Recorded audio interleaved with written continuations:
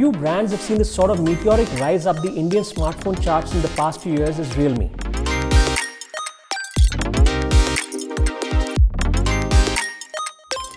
And if you've seen the brand portfolio evolve as I have, its position at the number 2 market share will come as no surprise.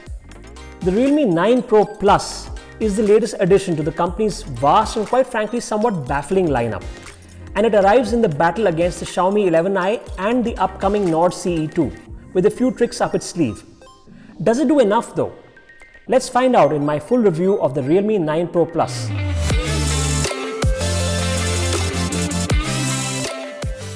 Before we begin, let's take a quick look at the variants. The Realme 9 Pro Plus arrives in the base 6GB 128GB variant at 24,999 and 2000 extra will get you an added 2GB of memory and then double the storage at a further 2000 rupee extra at 28,999. There's the sunrise blue color that I have for review and a fetching aurora green along with the somewhat subtle midnight black also. If I had to describe the Realme 9 Pro Plus in one word, particularly the sunrise blue colorway, I'd pick flashy in a heartbeat. It shimmers, it sparkles, and wait till you take it out in bright sunlight.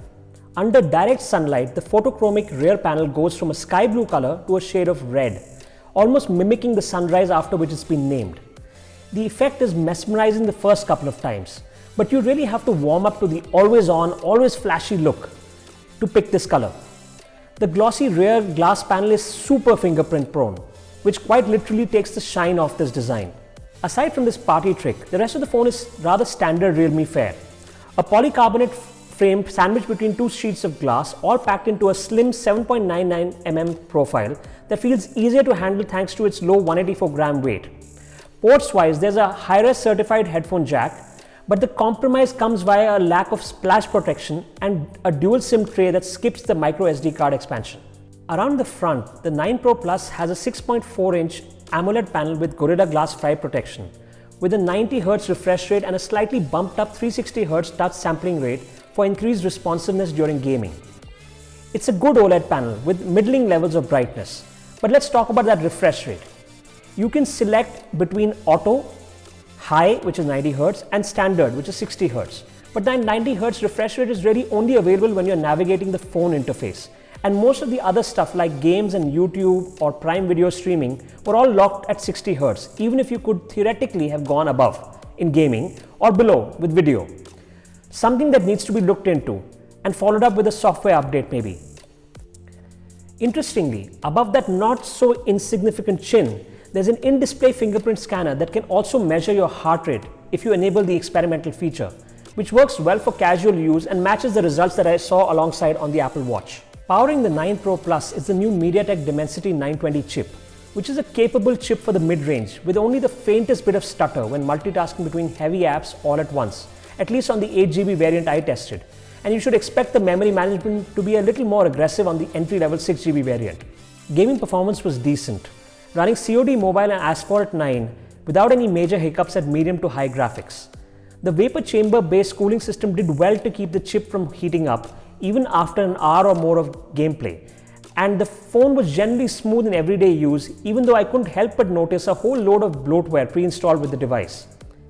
The good news is that unlike a bunch of its peers, Realme has shipped Android 12 based Realme UI 3.0 with all the Material You dynamic theming goodness combined with Realme UI's rich personalization settings. The phone also supports dynamic RAM expansion feature, which uses your phone's storage as a RAM expansion mechanism, and it's enabled at 3GB by default on this one. The 4500 mAh battery on the Realme 9 Pro Plus runs rather efficiently, squeezing out almost close to 7 hours of screen on time on a usage pattern which involved mostly browsing, social media and some light gaming and shooting camera samples. The bundled 60-watt Super Dart charger tops up the phone from empty to full in a little under an hour, with an 80% gain in around 30 minutes. Now on paper, the 9 Pro Plus opts for a camera setup with a 50-megapixel primary shooter, an 8-megapixel ultra-wide and a 2-megapixel macro camera, with selfie duties being handled by the 16-megapixel front-facing camera. But as always, the devil is in the details. That 50-megapixel sensor is a Sony IMX766, which is typically seen in pricier phones such as the OnePlus 9 RT, which itself borrowed the sensor from the OnePlus 9 and the 9 Pro's ultra-wide.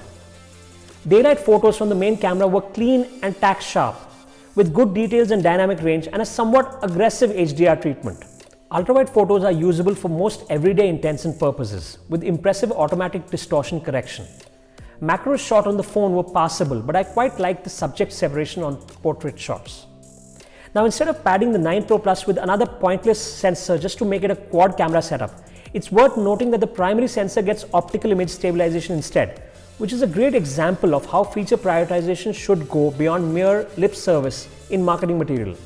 As a result, low-light photos were greatly benefited, with the shutter remaining open for longer by default, which allowed for more light, more detail, correct colors and good exposure.